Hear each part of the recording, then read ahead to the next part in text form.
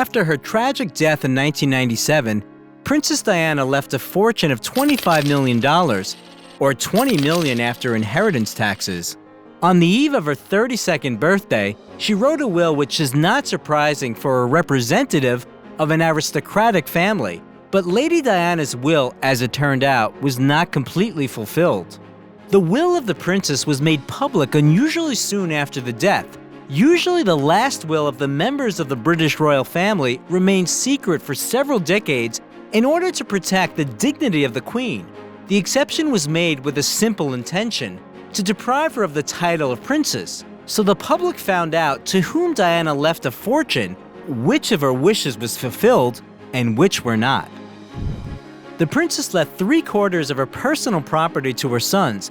Initially, Diana's will stated that these assets should be in trust by William and Harry until they turned 25.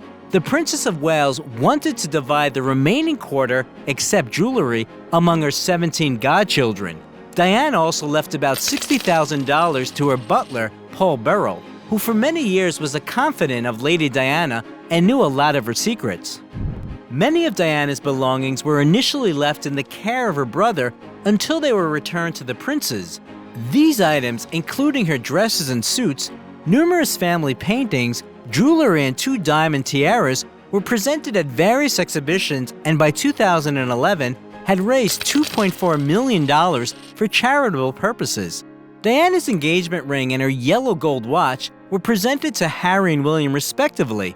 In the end, the brothers swapped the gifts, and William later gave the ring to his wife Kate. Ownership of Diana's wedding dress also passed to her sons. Despite the fact that Diana's instructions were clearly spelled out in the will and the letter attached to it, they were disputed. The princess left her mother and sister as her proxies, and they went to court to distribute their property differently. Firstly, the deadline for the princes to receive their share was changed. They had to wait up to 30 years to be able to dispose of the money. Although they still began to receive interest from their mother's trust fund at 25. Experts agree that the reason for this was the concern of Harry and William's grandmother and aunts about whether 25 is really a mature enough age to properly dispose of Diana's funds. But the most important change that the trustees made was the deprivation of Diana's godchildren of their share. Instead of 1/4 of the fortune, each share of which would have cost, according to modest estimates, $120,000, they received only souvenirs, sentimental photographs, paintings, and china.